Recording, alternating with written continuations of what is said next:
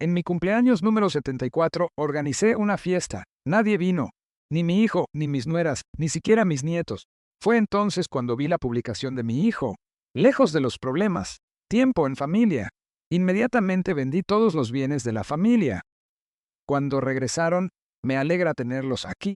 Sigue mi historia hasta el final y comenta desde qué ciudad nos ves, para que pueda ver qué tan lejos ha llegado mi historia. Soy Diego, y a los 64 años creía saber cómo se sentía la soledad. Me equivocaba. La mañana de mi cumpleaños comenzó como cualquier otra. Me desperté a las 6, preparé mi café de olla y me senté en la cocina repasando mi lista una vez más. La fiesta empezaba a las 2. El pastel era de la ideal, ese de chocolate que tanto le gusta a mi nieto Tomasito. Los sándwiches cortados en triangulitos, justito como los preparaba mi difunta esposa. Hasta había comprado esas servilletitas de papel con feliz cumpleaños, impreso en letras doradas. Pasé 3 horas esa mañana acomodando todo a la perfección. La mesa del comedor se veía preciosa, si me lo permiten decir. Globos amarrados a cada silla. La vajilla buena puesta para 8 personas. Mi hijo Marcos, su esposa Jimena, sus 2 niños y los padres de Jimena, a quienes les había tomado cariño con los años. Hasta saqué los cubiertos de plata que siempre están bajo llave en la vitrina. Las invitaciones se habían enviado hacía 2 semanas. No un simple mensaje de WhatsApp, no, invitaciones de verdad en papel grueso que pedí por internet. Diego Hernández lo invita cordialmente a celebrar su 104º cumpleaños. Había incluido todos los detalles: fecha, hora, dirección. Hasta puse una notita abajo pidiendo que confirmaran su asistencia para saber cuánta comida preparar. Nadie confirmó, pero pensé que era lo normal. La gente vive muy apurada hoy en día. Para la 1:30 de la tarde, ya estaba bañado, vestido con mi mejor camisa y listo. No dejaba de mirar mi reloj, y luego me asomaba por la ventana de la sala. Tal vez se les había hecho tarde. El tráfico puede ser un infierno los domingos.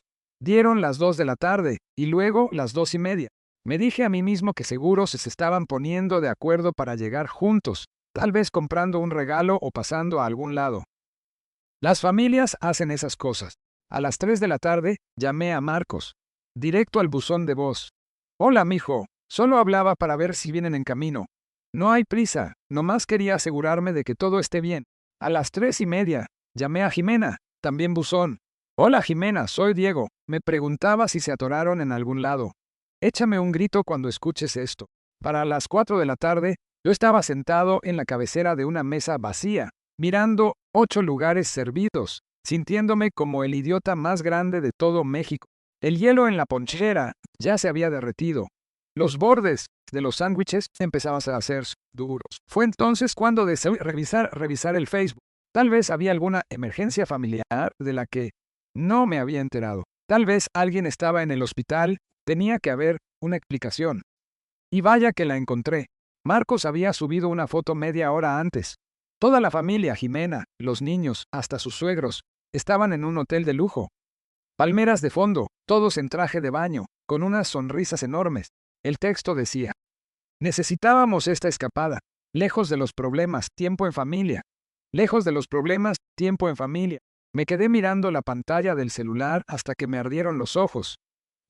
Ahí estaban las personas que había estado esperando, las personas para las que me había preparado, viviendo su mejor vida allá en Cancún, mientras yo estaba sentado solo con sándwiches resecos y hielo derretido. Llamé a Marcos otra vez, y esta vez sí contestó. Hola, pa, ¿qué pasó? Su voz sonaba alegre, relajada. Podía escuchar el agua salpicando de fondo, las risas de los niños. Es mi cumpleaños, mijo. Silencio. Y luego, ay, pa, perdóname de verdad, estamos en Cancún. Jimena reservó esto de último minuto y, de último minuto, mi voz sonaba extraña, incluso para mí. Mandé las invitaciones hace 2 semanas. Sí, sobre eso. Hemos estado tan ocupados, y con los horarios del trabajo de Jimena, la verdad necesitábamos desconectarnos. Tú entiendes, ¿verdad? Te lo vamos a compensar. ¿Cuándo? ¿Cuándo qué? ¿Cuándo me lo van a compensar? Otra pausa. Bueno, estamos aquí hasta el jueves, y luego Jimena tiene esa conferencia el próximo fin de semana, y los niños tienen fútbol. Colgué. Me quedé ahí sentado en ese comedor adornado, rodeado de comida intacta y sillas vacías, y algo dentro de mí finalmente se rompió. No fue mi corazón.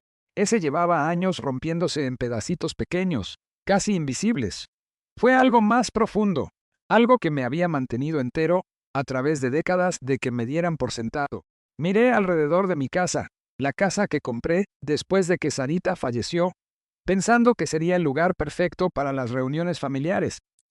Lo suficientemente grande para todos, cerca del trabajo de Marcos, con buenas escuelas para los nietos por aquí cerca. Había escogido todo pensando en ellos. El reloj de pie en el pasillo dio las 5 de la tarde. Debería empezar a limpiar, pensé. Guardar la comida, quitar los adornos, fingir que esto nunca pasó. En lugar de eso, saqué mi celular y me puse a ver el perfil de Facebook de Marcos. Publicación tras publicación de vacaciones familiares, cenas fuera, viajes de fin de semana. Siempre las mismas caras. Marcos, Jimena, los niños, sus suegros. A veces la hermana de Jimena y su familia. No pude encontrar ni una sola foto mía del último año, ni una. Seguí bajando, buscando alguna prueba de que yo existía en sus vidas, más allá de los cheques que firmaba y los problemas que les resolvía. 2 años atrás, encontré una foto de la mañana de Navidad. Yo estaba al fondo, apenas visible, mientras todos los demás se amontonaban alrededor del árbol abriendo los regalos que yo había comprado. El texto decía, magia navideña con las personas que más importan. Ni siquiera me etiquetaron. Esa noche no pude dormir. No dejaba de pensar en esa frase, lejos de los problemas. ¿Eso era yo para ellos? ¿Un problema del que tenían que escapar? Me levanté, me preparé un té de manzanilla y me senté en mi estudio a mirar los viejos álbumes de fotos. Retratos de Marcos de bebé, de niño chiquito, graduándose de la prepa, casándose. Fotos mías enseñándole a andar en bicicleta, ayudándole a construir una casita en el árbol, caminando con él hacia el altar el día de su boda, porque su madre ya no estaba para verlo. ¿Cuándo dejé de ser su padre para convertirme en una simple obligación? El pastel de cumpleaños seguía intacto en la barra de la cocina. Todas las 64 velitas seguían en su cajita. Había planeado encenderlas cuando todos llegaran, tal vez decir unas palabras sobre lo agradecido que estaba por mi familia. En cambio, estaba sentado solo en mi estudio a las 2 de la mañana, entendiendo por fin que ya no era parte de su familia. Solo era el hombre que pagaba por ella. No dormí esa noche. En lugar de eso, hice algo que debía haber hecho hace años. Revisé mis archivos financieros. Caja tras caja de estados de cuenta, transferencias, recibos. 37 años de ser padre y, por lo visto, 37 años de ser un cajero automático con patas. Los números contaban una historia que yo había estado demasiado ciego para ver mientras la vivía. El patrón empezó temprano. Cuando Marcos se graduó de la universidad, yo le pagué sus deudas estudiantiles. 900,000 pesos. Solo hasta que me estabilice. Pa, me había dicho. Te lo voy a pagar. De eso hace 12 años. Luego vino el enganche para su primera casa. 700,000 pesos. Es una inversión en el futuro de nuestra familia, había dicho Jimena, acariciándose la panza de embarazada. A los nietos les encantará visitar al abuelo en esta colonia. Los nietos. Así era como siempre lo pintaban. Todo era por los nietos. Cuando a Tomasito lo tuvieron que operar de las anginas y su seguro no cubrió todo, yo pagué los 160,000 pesos sin hacer preguntas. Cuando la pequeña Emma quiso ir a ese campamento de baile tan caro, hice una transferencia por 50,000 pesos. Cuando el aire acondicionado se les descompuso a mitad de julio, les compré un equipo nuevo. 90,000 pesos. Reparaciones de los carros, regalos de Navidad, fiestas de cumpleaños, uniformes escolares, vacaciones familiares. La lista seguía y seguía. Lo sumé 3 veces porque no podía creer la cifra. Casi 5 millones de pesos en 12 años. Casi 5 millones de pesos. Me recargué en la silla de mi escritorio, mirando ese número. 5 millones de pesos. Y ni siquiera pude lograr que se aparecieran en una fiesta de cumpleaños. Pero el dinero era solo una parte. Me acordé de las llamadas telefónicas, siempre cuando necesitaban algo. Pa, ¿puedes cuidar a los niños este fin de semana? Se casa la hermana de Jimena. Pa, nos canceló la niñera. ¿Puedes pasar por Tomasito a la escuela? Pa, necesitamos que alguien le abra al técnico. ¿Puedes darte una vuelta a la casa como a mediodía? Yo siempre estaba disponible, siempre al pie del cañón. El contacto de emergencia en las fichas de la escuela. El plan de respaldo cuando se les caían sus arreglos. La solución a cada problema que requiriera tiempo o dinero. Pero ¿Cuándo fue la última vez que me preguntaron cómo estaba? Saqué mi celular y revisé nuestras conversaciones de WhatsApp, pantalla tras pantalla de puras peticiones. ¿Me puedes transferir 10,000 pesos para lo del coche? Emma necesita zapatos nuevos para el fútbol, ¿me pasas? Emergencia en el trabajo. ¿Puedes ir por los niños? Mis respuestas siempre eran las mismas. Claro que sí. No te preocupes. Voy para allá. Sus respuestas siempre eran secas. Gracias. Eres el mejor. Me salvaste la vida. Nunca un ¿cómo estás, pa? Nunca un ¿vamos a comer esta semana? Nunca un los niños extrañan a su abuelo. Encontré una conversación del mes pasado que me hizo sentir un nudo en el pecho. Jimena me había mandado mensaje preguntando si podía ayudarles con la mensualidad de la casa, porque el cheque de comisiones de Marcos se había retrasado. Y le transferí 55,000 pesos sin dudarlo. Su respuesta fue un simple emoji de pulgar arriba. Esa misma semana, yo había estado en urgencias con unos dolores en el pecho que resultaron ser un ataque de pánico.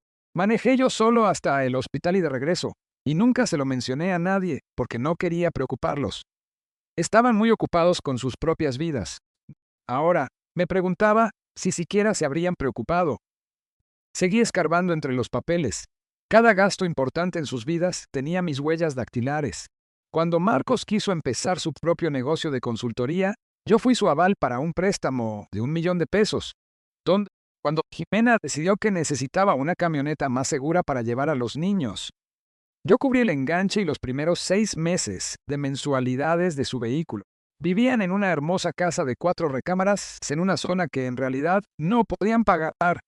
Yo llevaba 3 años completándoles para la hipoteca, diciéndome a mí mismo que era temporal, que el negocio de Marcos apenas iba arrancando. Al negocio le iba muy bien ahora.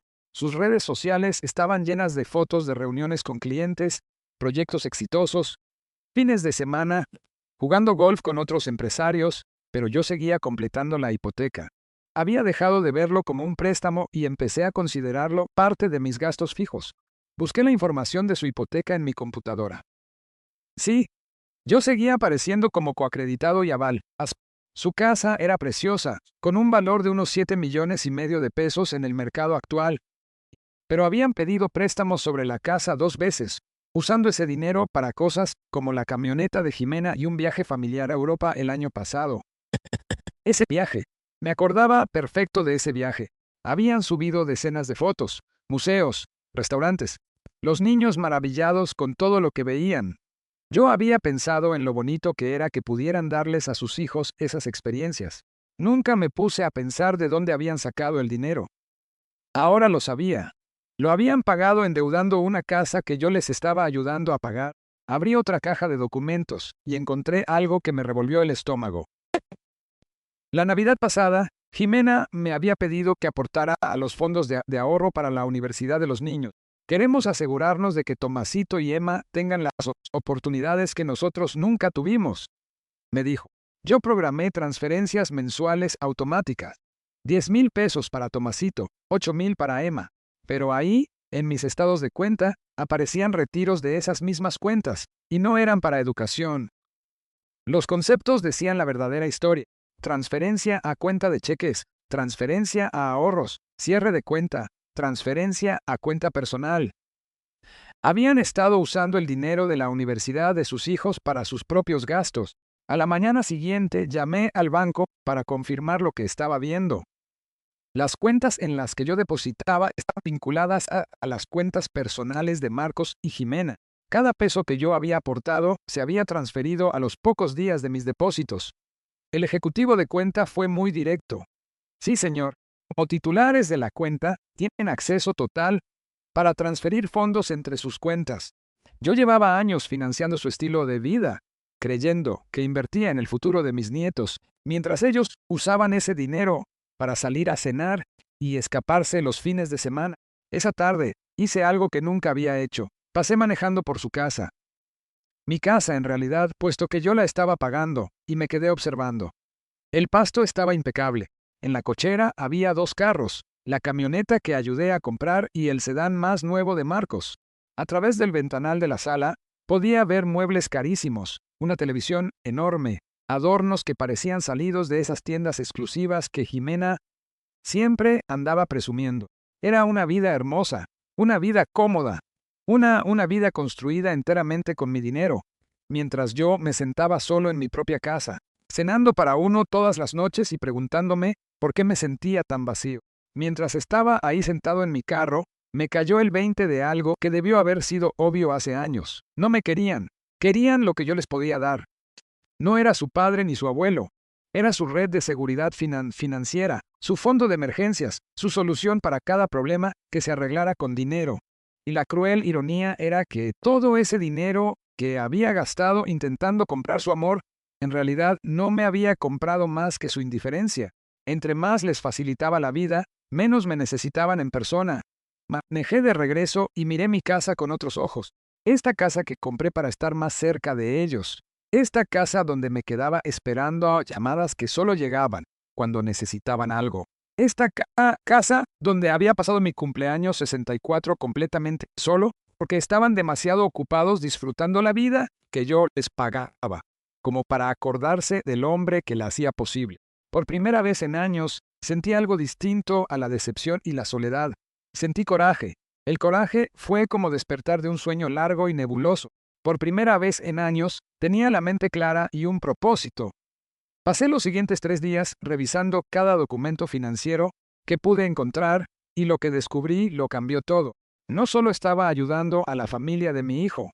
Básicamente, estaba financiando todo su estilo de vida mientras ellos me trataban como a un extraño encajoso. El martes por la mañana, llamé a mi abogado, Roberto Chen. Roberto llevaba mis asuntos legales desde que falleció Sarita, y me había visto tomar decisión financiera tras decisión financiera, favoreciendo a Marcos y a Jimena. Nunca me decía gran cosa, pero yo notaba que tenía sus reservas. Don Diego me dijo cuando entré a su oficina, se ve diferente. ¿Qué está pasando? Dejé una carpeta gruesa llena de papeles sobre su escritorio. Necesito que revise todo esto y me diga exactamente qué tengo derecho legal a reclamar. Roberto abrió la carpeta y empezó a hojear los papeles. Sus cejas se levantaban más con cada página. Diego, ¿qué provocó todo esto? Le conté lo de la fiesta de cumpleaños, lo de las fotos de Facebook, lo de los años de ser tratado como un banco en lugar de como un familiar. Roberto escuchó sin interrumpir, tomando notas de vez en cuando en su libreta amarilla. Ya veo, dijo cuando terminé. ¿Y quiere conocer sus opciones respecto a estos arreglos financieros? Todas. Roberto pasó el resto de nuestra junta explicándome cosas que yo nunca me había molestado en entender, como que yo aparecía como titular principal en la hipoteca de Marcos y Jimena, lo que significaba que tenía derechos legales sobre esa propiedad, que el préstamo para el negocio del que fui aval me daba una participación en la consultoría de Marcos, que los carros que ayudé a financiar estaban técnicamente a mi nombre hasta que se liquidaran los créditos. Tan solo de la casa, dijo Roberto. Usted ha pagado aproximadamente 1.300.000 pesos de esa hipoteca en los últimos 3 años. En la mayoría de los casos, eso establecería un derecho de propiedad significativo. Me le quedé viendo. ¿Me está diciendo que en realidad soy dueño de una parte de su casa? Potencialmente, sí. ¿Y el negocio? Usted firmó como aval por 1 millón, pero según estos registros, también ha hecho varias inyecciones de capital adicionales que Marcos catalogó como préstamos. Legalmente, eso podría considerarse una inversión de capital, lo que le daría derechos de socio. La cabeza me daba vueltas. ¿Y qué hay de los carros? Roberto revisó más documentos. La factura de la camioneta lo pone a usted como dueño principal y a Jimena como secundaria. Marcos tiene un sedán financiado con un crédito del que usted es garante, y usted le ha hecho 12 pagos directos a la financiera. O sea que técnicamente podría quitarles los carros. La camioneta, sin duda. El sedán requeriría un poco de maniobra legal, pero sí es posible. Salí de la oficina de Roberto con un montón de papeles para revisar y una lista de los pasos que podía seguir. Pero primero, quería entender la magnitud completa de a lo que me enfrentaba. Esa tarde, manejé al banco y pedí hablar con una asesora financiera. Margarita Torres llevaba manejando mis cuentas 6 años y sabía de todas las transferencias que les había estado haciendo a Marcos y a Jimena. Don Diego me dijo, acomodándose en la silla de su escritorio, ¿en qué le puedo ayudar hoy? Quiero entender exactamente cuánto dinero le he dado a la familia de mi hijo en la última década. Y quiero saber qué opciones tengo para proteger los bienes que me quedan. Margarita abrió mis cuentas en su computadora. ¿Le preocupa algún tipo de abuso financiero hacia adultos mayores, don Diego? Me quedé callado un momento. ¿Es eso lo que es esto? Bueno, dijo con mucho tacto. Cuando veo patrones de transferencias grandes y frecuentes de un cliente mayor hacia sus familiares, especialmente cuando esas transferencias parecen aumentar con el tiempo en lugar de disminuir, se encienden los focos rojos. Me mostró una gráfica con los movimientos de mi cuenta de los últimos 10 años. El patrón era clarísimo. Transferencias constantes a Marcos y Jimena que habían empezado pequeñas y cada año se hacían más grandes. Lo que empezó como transferencias ocasionales de 10,000 o 20,000 pesos se convirtieron en pagos mensuales de 60,000 a 80,000 pesos. Tan solo en el último año, me explicó Margarita. Usted ha transferido más de 700,000 pesos a cuentas asociadas con la familia de su hijo. Eso sin contar los pagos de la hipoteca que hace directamente al banco, ni las transferencias automáticas a lo que usted creía que eran cuentas de ahorro para la universidad. Sentí náuseas. ¿Cuánto es en total? Margarita hizo cálculos en su maquinita durante varios minutos, incluyendo todas las transferencias, avales, pagos directos e inversiones. Calculo que les ha dado un apoyo financiero de aproximadamente 5,5 millones de pesos en la última década, casi 6 millones de pesos. Me quedé mirando ese número hasta que dejó de parecer real. Don Diego, continuó Margarita con voz suave, tengo que preguntarle, ¿hace estas transferencias por voluntad propia o se siente presionado? Pensé en esa pregunta. ¿Me había sentido presionado? No exactamente, pero tampoco había sentido nunca que tuviera opción. Cada petición venía acompañada de una explicación de por qué necesitaban el dinero, por qué era importante para los nietos, por qué era una emergencia que no podía esperar. Pensé que estaba ayudando a la familia, dije por fin. Lo entiendo, pero la ayuda debe ser mutua. ¿Cuándo fue la última vez que su hijo lo ayudó a usted con algo? No supe qué contestarle porque no me acordaba de la última vez. Margarita me explicó varias opciones para proteger el resto de mi dinero. Podía crear un fideicomiso, cambiar a mis beneficiarios, abrir cuentas separadas a las que nadie más tuviera acceso. Y lo más importante, podía detener todas las transferencias automáticas de inmediato. ¿Qué pasaría si simplemente las detengo? Pregunté. Legalmente, nada. Son sus cuentas, es su dinero. Usted tiene todo el derecho de controlar cómo se usa. Esa misma noche, tomé una decisión que debió haber sido obvia hace años. Llamé a la hipotecaria y pedí hablar con alguien sobre el crédito de la casa, en el que yo estaba como coacreditado. El asesor me confirmó lo que Roberto me había. Yo aparecía como el responsable principal del préstamo. O sea que si yo quisiera vender esa casa, ¿podría? Al ser el titular principal del crédito y por el nivel de aportaciones que ha hecho, sí, señor. Usted tendría voz y voto en las decisiones sobre esa propiedad. Le recomendaría consultarlo con un abogado para entender todas sus opciones. A la mañana siguiente, volví a pasar por la casa de Marcos y Jimena, pero esta vez, en lugar de sentirme triste y excluido, sentí algo completamente diferente. Me sentí poderoso. Esta casa hermosa en la que vivían, que usaban de fondo para sus fotos familiares perfectas, que usaban para pedir préstamos y financiar su estilo de vida, yo era más dueño de ella que ellos. Los carros en la cochera que manejaban al trabajo, a la escuela, a las vacaciones familiares a las que no me invitaban. Yo tenía derechos legales sobre ambos. El negocio del que Marcos estaba tan orgulloso, del que hablaba todo el tiempo en redes sociales, que le daba la credibilidad financiera para vivir por encima de sus posibilidades, técnicamente yo era socio. Llevaba años derramando mi dinero y mi energía en sus vidas, mientras ellos me trataban como un estorbo. Pero de lo que no se daban cuenta era que toda esa enredadera financiera también me daba algo a mí. Me daba la sartén por el mango. Me quedé en mi carro mirando esa casa, mi casa, y empecé a hacer una lista mental. No de las cosas que les quería quitar, sino de las cosas que quería recuperar para mí. Mi dignidad, mi amor propio, mi derecho a ser tratado como un ser humano y no como una cuenta de banco. Y tal vez, solo tal vez, mi oportunidad de enseñarles lo que se siente ser abandonado por la gente que se supone que te debe querer. La diferencia era que ellos se lo habían ganado a pulso. Esa tarde llamé a Roberto y a Margarita e hice citas de seguimiento con ambos. Quiero seguir adelante, le dije a Roberto. Con todo, quiero recuperar todo a lo que tengo derecho legal. Diego, ¿estás seguro? Esto probablemente termine su relación con la familia de su hijo para siempre. Pensé en mi fiesta de cumpleaños vacía en los años de ser ignorado, excepto cuando necesitaban dinero. En los fondos para la universidad, que en realidad eran su caja chica, en cuando me describieron como un problema del que necesitaban escapar. Roberto, le dije, esa relación se acabó hace mucho tiempo. Yo solo era demasiado terco para admitirlo. Pasé las siguientes 2 semanas ejecutando, en silencio, lo que Roberto empezó a llamar Proyecto Independencia. Cada llamada, cada firma de documentos, cada trámite legal se hizo con precisión de cirujano. Ya no actuaba por coraje. Esto era justicia fría y calculada. El primer paso fue el más fácil. Entré al banco y cancelé todas las transferencias automáticas a las cuentas de Marcos y Jimena. El apoyo para la hipoteca, los falsos fondos universitarios, el respaldo para el préstamo del negocio, todo se acabó con un par de firmas. ¿Está seguro de esto, don Diego?, me preguntó Margarita mientras finalizábamos el papeleo. En cuanto se detengan estas transferencias, se van a dar cuenta de inmediato.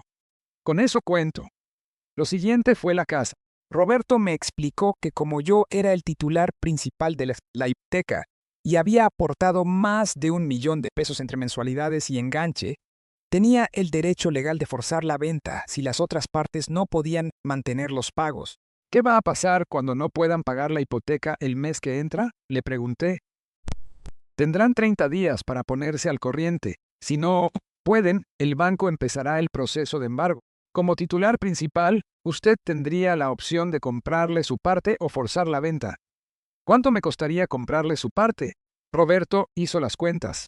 Dado el saldo actual de su deuda y lo que ya pidieron prestado sobre la casa, probablemente unos 800,000 pesos. Usted sería el dueño absoluto de la casa. 800,000 pesos para ser dueño de una casa de 7,5 millones. Después de todo el dinero que les había inyectado a sus vidas, me pareció lo mínimo que podían hacer por mí. Los carros eran más complicados, pero no imposibles. Lo de la camioneta fue directo, ya que yo aparecía como el dueño principal. Podía simplemente reportarla como robada si se negaban a devolverla. El sedán de Marcos requería otro enfoque. Dejé de hacer los pagos del crédito y le notifiqué a la financiera que retiraba mi aval. Pero la verdadera obra maestra fue el negocio. Roberto descubrió que mis diversos préstamos a la consultoría de Marcos, sumados al préstamo original del que fui aval, en realidad me daban el control mayoritario de la empresa. Marcos nunca se había molestado en formalizar bien la estructura del negocio, lo que sí significaba que mis aportaciones financieras se consideraban legalmente inversiones y no préstamos. O sea que soy dueño de su negocio, del 53% basándonos en los registros financieros que me entregó. Técnicamente, podría despedirlo de su propia empresa. La ironía era hermosa. Marcos se creía el gran emprendedor exitoso, pero había construido su negocio enteramente con mi dinero sin haberlo reconocido nunca. Un jueves por la mañana, exactamente 2 semanas después de mi fiesta de cumpleaños abandonada, acomodé las últimas piezas. Mandé una grúa a que se llevara la camioneta de su cochera mientras ellos estaban en el trabajo. Metí los papeles para asumir la propiedad total de la casa. Suspendí el pago del préstamo del negocio de Marcos y mandé la notificación de que ejercería mis derechos como accionista mayoritario. Luego me senté y esperé. Marcos me llamó a las 2:47 de la tarde. Lo mandé a buzón. Volvió a llamar a las 3:15 y luego a las 3:22. Para las 4 de la tarde ya había marcado 8 veces. Jimena empezó a llamar a las 4:30. Su primer mensaje fue de confusión. Don Diego, creo que alguien se robó nuestra camioneta de la cochera. La policía me dijo que la embargaron, pero no tiene sentido. ¿Me puede regresar la llamada? Su segundo mensaje, 1 hora después, era de puro pánico. Don Diego, llamaron del banco. Dijeron algo de que rebotó el pago de la hipoteca. No entiendo nada. Por favor, llámenos. Para las 6 de la tarde, Marcos dejó un mensaje que era pura desesperación. Pa, no sé qué está pasando. Pero mi banco me congeló las cuentas del negocio. Dijeron no sé qué de que retiraron el aval del préstamo. Y la camioneta de Jimena no está. Y los de la hipoteca quieren hablar con nosotros. Por favor, regrésame la llamada. Sea lo que sea que esté mal, lo arreglamos. Me serví una copa de vino y escuché los 12 mensajes. Luego los borré todos. A la mañana siguiente se aparecieron en la puerta de mi casa. Los vi por la ventana. Marcos golpeaba la puerta mientras Jimena estaba parada detrás de él, llorando. Tenía a Emma en brazos, que se veía confundida y asustada. Tomasito estaba parado junto a ellos, con la mochila de la escuela todavía puesta. Pa, sé que estás ahí adentro. Abre la puerta. Tenemos que hablar. Esperé 5 minutos y luego abrí. Marcos se veía terrible. Traía el pelo alborotado, los ojos rojos y la ropa parecía la misma con la que había dormido. ¿Qué diablos está pasando? Buenos días, Marcos, Jimena, niños. No me salgas con esas chingaderas de estar tan tranquilo. Me soltó Marcos. Alguien se robó la camioneta de Jimena. El banco amenaza con quitarnos la casa y las cuentas de mi negocio están congeladas. Y de alguna manera, todo apunta a ti. Me hice a un lado. ¿Quieren pasar a platicarlo? Me siguieron a la sala, la misma sala donde los había estado esperando el día de mi cumpleaños. Jimena se sentó en el sillón con Emma, mientras Tomasito se iba caminando hacia la cocina. Marcos se quedó de pie, con las manos hechas puño. Quiero respuestas, exigió. Yo me senté en mi sillón individual, ese que Sarita decía que me hacía ver como un rey dando audiencia. La camioneta no se la robaron, la embargué. Yo soy el dueño legal. Jimena soltó un grito ahogado. ¿Qué? Esa es mi camioneta. En realidad, no lo es. Yo la compré, yo hice todos los pagos y mi nombre está en la factura. Tú solo estabas autorizada para manejarla. Marcos negó con la cabeza. Esto es una locura. No puedes simplemente quitarnos el carro. Sí puedo, y lo hice. Igual que ustedes, no pueden simplemente saltarse la fiesta de cumpleaños de su padre para irse a unas vacaciones pagadas con el dinero que él les dio. El cuarto se quedó en un silencio sepulcral. Hasta Emma dejó de moverse. ¿Esto es por lo de la fiesta de cumpleaños? Preguntó Jimena con una vocecita. Esto es por 37 años de darme por sentado. Esto es por tratarme como un cajero automático en lugar de como a un padre. Esto es por llamarme un problema del que necesitaban escapar. El rostro de Marcos palideció. ¿Viste lo que subí a Facebook? Vi todo. Las publicaciones, las fotos, la vida que se están dando con mi dinero mientras fingen que no existo. Pa, te íbamos a marcar. ¿Cuándo? Lo interrumpí. ¿Cuándo me iban a marcar? ¿Cuándo me iban a invitar a cenar o a preguntarme cómo estoy o a acordarse de que existo cuando no necesitan dinero? Jimena empezó a llorar más fuerte. Perdónenos. Sabemos que la regamos, pero quitarnos el carro, amenazar con la casa, está destruyendo a nuestra familia. Me le quedé viendo un largo rato. Jimena, yo no destruí a tu familia. Yo la construí. Yo pagué por cada pedazo de ella. Tu casa, tu carro, el negocio de tu esposo, las clases de tus hijos, sus vacaciones, todo. Yo nunca fui parte de su familia. Yo solo la financiaba. Marcos se dejó caer en una silla. ¿Qué quieres de nosotros? Nada, dije simplemente. Ya no quiero nada de ustedes. Ese es el punto. Entonces, ¿nos vas a quitar todo? ¿Nos vas a dejar sin nada? Estoy recuperando lo que es mío. La diferencia es que, cuando ustedes me dejaron sin nada el día de mi cumpleaños, yo no me lo merecía. Cuando yo los deje sin nada ahora, ustedes se lo habrán ganado. Tomasito había regresado de la cocina y nos miraba a todos con los ojos muy abiertos. Por un momento sentí una punzada de culpa. Él era inocente en todo esto. Pero luego me acordé de los fondos universitarios, que no eran fondos universitarios. Del dinero que yo había estado guardando para su futuro y que sus padres se habían gastado en su presente. Abuelito Diego, dijo Tomasito en voz bajita, estás enojado con nosotros. Miré a ese niño, mi nieto que apenas me conocía porque sus papás nunca lo traían a menos que necesitaran niñero gratis, y sentí que mi determinación se fortalecía. No estoy enojado, Tomasito. Solo estoy cansado de que me olviden. Marcos se levantó de golpe. Está bien. ¿Quieres jugar rudo? Vamos a conseguir abogados. Vamos a pelear esto. ¿Con qué dinero? Le pregunté. Las cuentas de tu negocio están congeladas. El pago de tu hipoteca rebotó y acabas de perder su medio de transporte principal. Exactamente, ¿cómo planeas pagar a los abogados? El color se le fue de la cara cuando la realidad le cayó encima. Además, continué. Mi abogado dice que tengo un caso blindado. Cada peso que invertí, cada préstamo del que fui aval, cada pago que hice, todo está documentado y legalmente es mío. Jimena me miró a través de sus lágrimas. ¿Entonces eso es todo? Después de todo, después de todos estos años, ¿simplemente nos va a abandonar?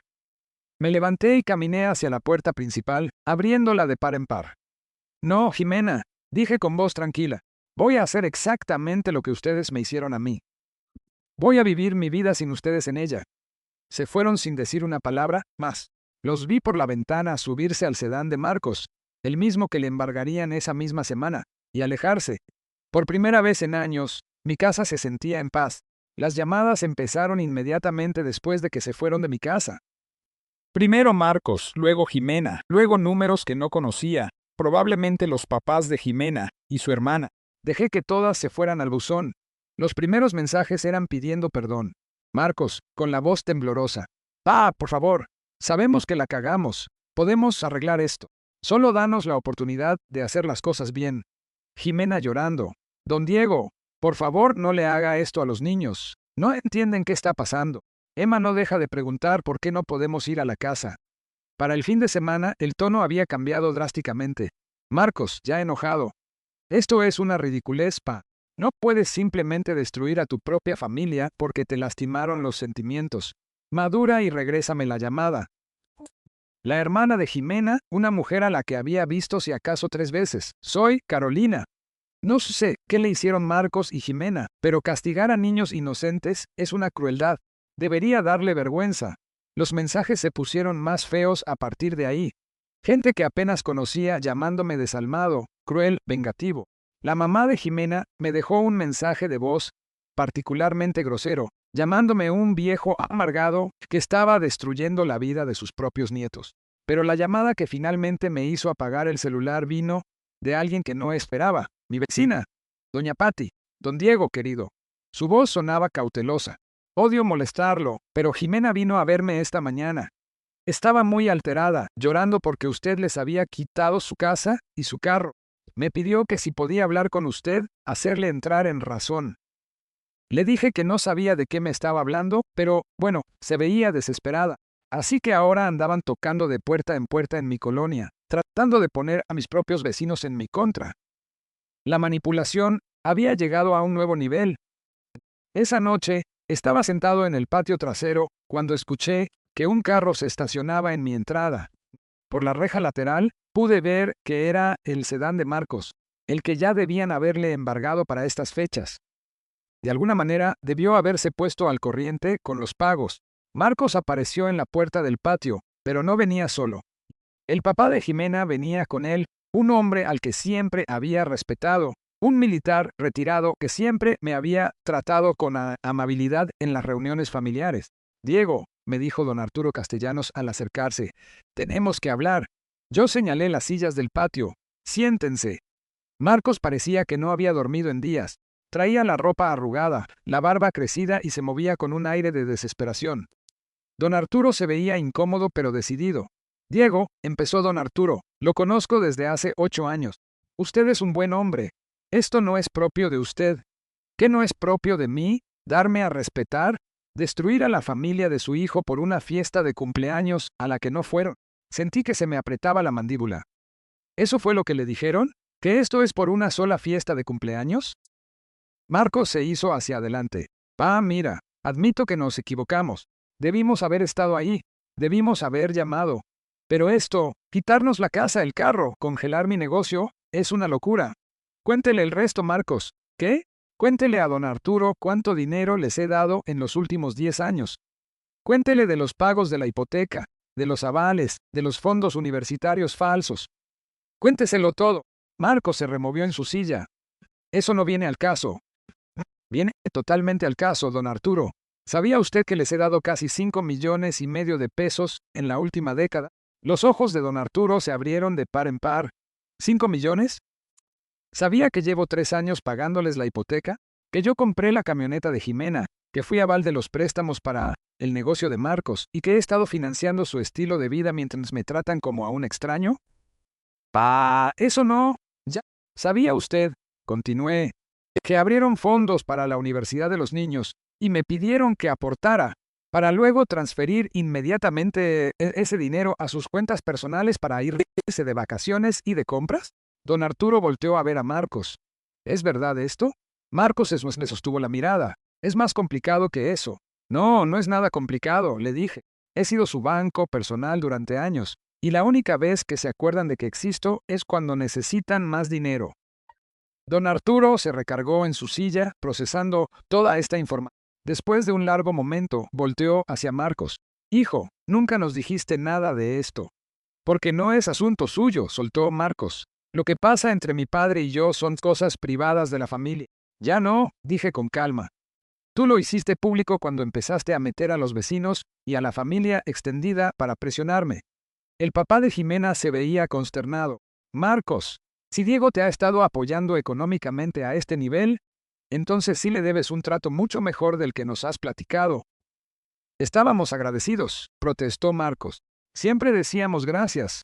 ¿Cuándo? Pregunté. ¿Cuándo estuvieron agradecidos? ¿Cuando se saltaron mi cumpleaños para irse a unas vacaciones que yo les pagué? ¿Cuando publicaste eso de lejos de los problemas, refiriéndote a mí? ¿Cuando se negaban a contestar mis llamadas a menos que necesitaran algo? De pronto, pareció que a Marcos se le acababan las ganas de pelear. Dejó caer los hombros y por un instante se vio como el niño chiquito al que yo solía arropar por las noches. Pa, me dijo bajito. ¿Qué quieres? Dime, ¿qué quieres y lo hago? Quiero que me hubieras querido en tu mesa, le contesté. Quiero que me hubieras llamado solo para ver cómo estaba. Quiero que me hubieras incluido en tu vida porque me querías, no porque me necesitabas. A Marcos se le empezaron a escurrir las lágrimas. Sí te queremos. No, no me quieren. Quieren lo que les doy. Hay una diferencia. Don Arturo se aclaró la garganta. Diego, entiendo que esté dolido, y francamente, estoy muy decepcionado de Marcos y de Jimena por aprovecharse de su generosidad.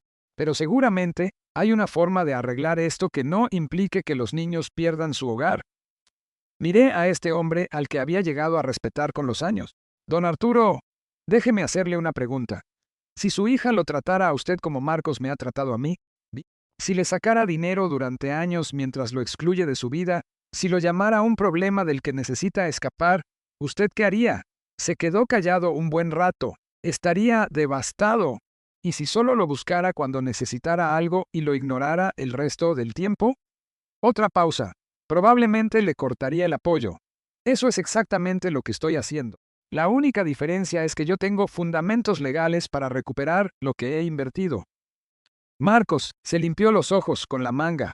¿Entonces no hay nada que pueda hacer? ¿Nada que te haga cambiar de opinión? Observé la cara de mi hijo.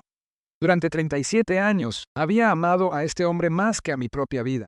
Había trabajado horas extras para pagar su universidad. Sacrifiqué mis vacaciones para financiar sus sueños y renuncié a la seguridad de mi propio retiro para garantizar su comodidad. Y él me había pagado tratándome como una obligación. Marcos, dije despacio, ¿siquiera sabes cuál es mi color favorito? Él parpadeó. ¿Qué? ¿Mi color favorito? ¿Te lo sabes? Me miró confundido. ¿Azul? ¿Verde? Siempre ha sido el verde. ¿Sabes cuál es mi segundo nombre? ¿Qué tiene que ver esto con... ¿Sabes cuál es mi segundo nombre? Otra pausa larga. Santiago. ¿Guillermo? ¿Sabes cuándo me diagnosticaron diabetes el año pasado? Su rostro se quedó completamente pálido. ¿Tienes diabetes? Tipo 2. Llevo 14 meses controlándola con dieta y medicinas. Como nunca me has preguntado por mi salud, nunca te lo mencioné. Don Arturo se veía horrorizado. Marcos, ¿no sabías que tu padre estaba enfermo? Nunca me dijo nada. ¿Y por qué lo haría? Pregunté. ¿Cuándo hablamos de algo que no tenga que ver con dinero o con favores que necesitas? El silencio se alargó. Finalmente, don Arturo se puso de pie.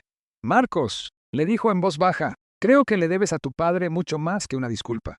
Creo que le debes un cambio completo en tu forma de tratarlo. Pero ya es muy tarde, susurró Marcos. La venta de la casa está programada para el mes que entra, lo interrumpí. Los activos del negocio se están liquidando. Los avales ya se retiraron. Ya está hecho. Entonces Marcos se quebró por completo, llorando como un niño.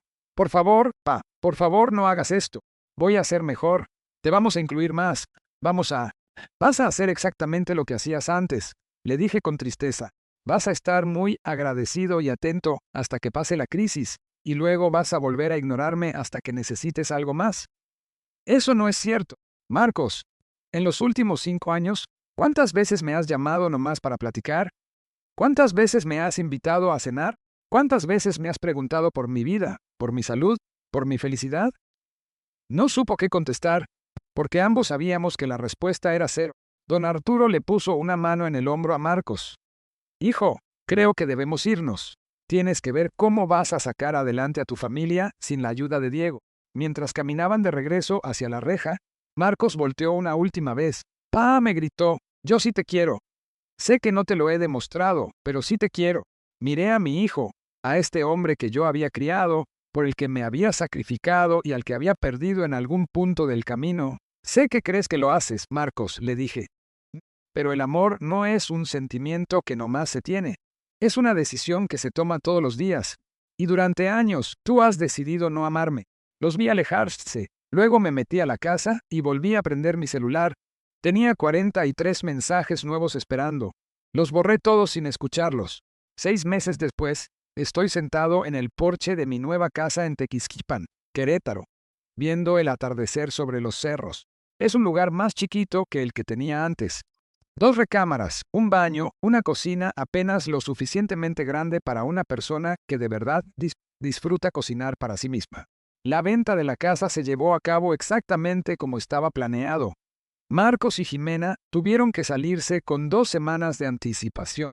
La liquidación del negocio me dejó lo suficiente para comprar este lugar de contado, y me sobró dinero para las primeras vacaciones, de verdad que tomo en 20 años.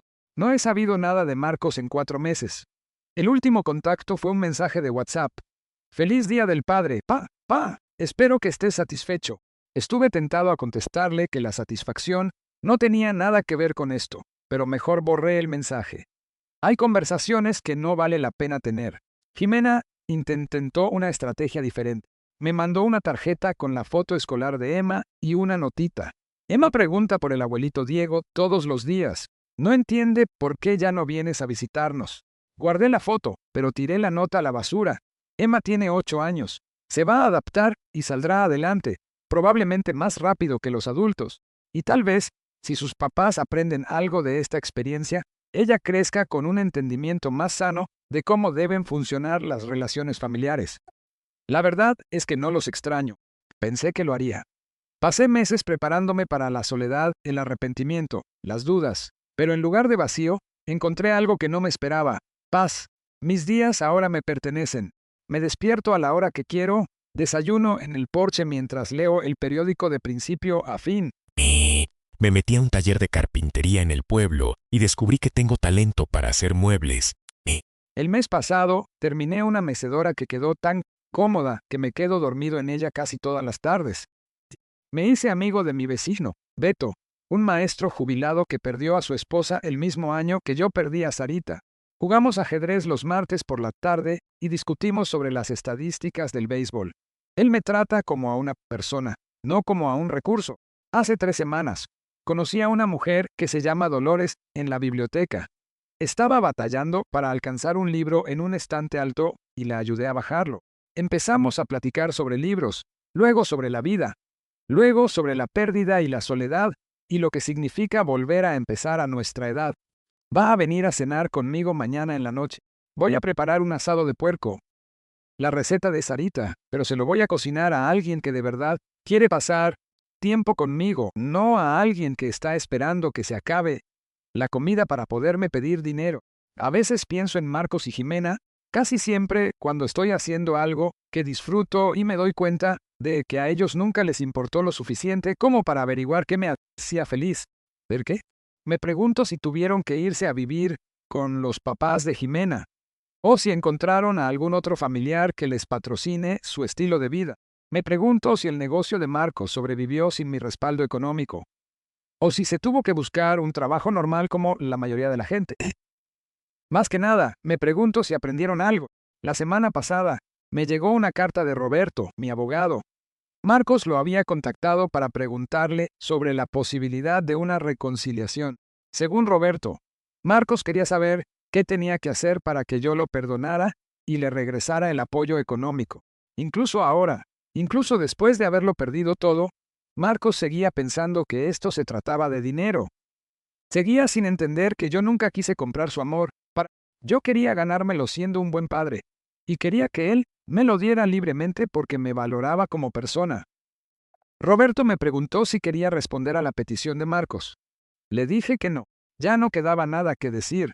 Lo curioso es que ahora soy más rico de lo que he sido en años, sin la fuga constante de dinero para mantener a la familia de Marcos, sin los pagos de la hipoteca, los avales y las transferencias de emergencia. Mis cuentas de retiro, de hecho, están creciendo en lugar de encogerse.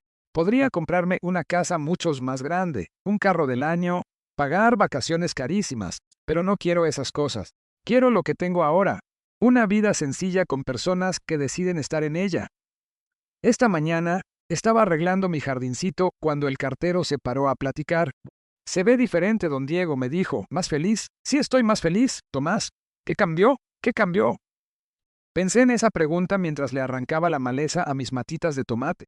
Lo que había cambiado era que había dejado de intentar ganarme el amor de personas que eran incapaces de darlo. Había dejado de confundir el apoyo económico con la conexión emocional. Había dejado de aceptar migajas y llamarle banquete. Aprendí la diferencia entre que te quieran y que te necesiten, le contesté a Tomás. Él asintió con la cabeza, como si esto tuviera todo el sentido del mundo. Ayer hice algo que no había hecho en años. Celebré. No era un cumpleaños ni un día festivo, solo un martes cualquiera de octubre. Manejé al súper y compré todo lo necesario para prepararme una buena cena para uno. Un cortecito de carne, espárragos frescos, una botella de vino que había estado guardando sin ningún motivo en particular. Puse la mesa con mi vajilla buena, prendí una vela y puse la música que a Sarita le encantaba. Cociné despacito, sin prisa, disfrutando cada paso del proceso. Cuando la comida estuvo lista, me senté a la mesa y levanté mi copa hacia la silla vacía que estaba frente a mí. «Por ti, Sarita», dije en voz alta. «Tú siempre me dijiste que yo merecía algo mejor. Solo me tomó 40 años hacerte caso». La carne estaba en su punto. El vino estaba excelente. El silencio era muy cómodo. Después de cenar le marqué a mi hermano en Monterrey. Una plática que no tuvo nada que ver con dinero, ni con problemas, ni con dramas familiares. Hablamos de sus nietos, de mis proyectos de carpintería, del clima, de los libros que habíamos estado leyendo, solo dos hermanos, manteniéndose en contacto a la distancia. Cuando colgué el teléfono, me di cuenta de algo que me habría dejado helado hace un año. Estaba en paz, no feliz, en un sentido dramático de película de Hollywood, sino genuinamente en paz con mi vida y con mis decisiones. Había pasado décadas intentando comprar mi lugar en una familia que en realidad no me quería. Ahora, estaba construyendo una vida con personas que sí me querían. Esta tarde, Dolores me llamó para confirmar nuestros planes para la cena. «Ya quiero que sea mañana, Diego», me dijo. «Hace mucho tiempo que no ceno con alguien que parece genuinamente interesado en conocerme». «El sentimiento es mutuo», le contesté. Después de colgar, miré alrededor de mi casita, los muebles que yo mismo había construido, los libros que por fin tenía tiempo de leer, las fotos de Sarita y mías de tiempos más felices. No era una vida grandiosa ni una vida impresionante, pero era mía. Y por primera vez en años, eso era suficiente. El sol se está metiendo ahora sobre los cerros de Querétaro, pintando el cielo en tonos naranjas y rosas. En unas horas, me meteré a la casa a leer un rato antes de dormir. Mañana trabajaré en un librero que estoy construyendo para la biblioteca del pueblo. Mañana por la noche, Dolores vendrá a cenar. Planes sencillos, placeres tranquilos, cero dramas, cero manipulaciones, cero estarme preguntando si la gente en mi vida de verdad me quiere. Tengo 74 años, y por fin estoy aprendiendo lo que significa ser libre. Marcos se equivocó en una cosa. No estoy satisfecho. La satisfacción implica que me vengué, que los lastimé porque ellos me lastimaron a mí. Lo que obtuve fue algo mucho mejor que la venganza. Recuperé mi vida, y no pienso volver a entregarla nunca más. Ahora tengo curiosidad por ti que escuchaste mi historia. ¿Qué harías tú si estuvieras en mi lugar? ¿Alguna vez has pasado por algo similar? Comenta aquí abajo, y mientras tanto, te dejo en la pantalla final otras 2 historias que son las favoritas del canal y que definitivamente te van a sorprender. Gracias por ver hasta aquí.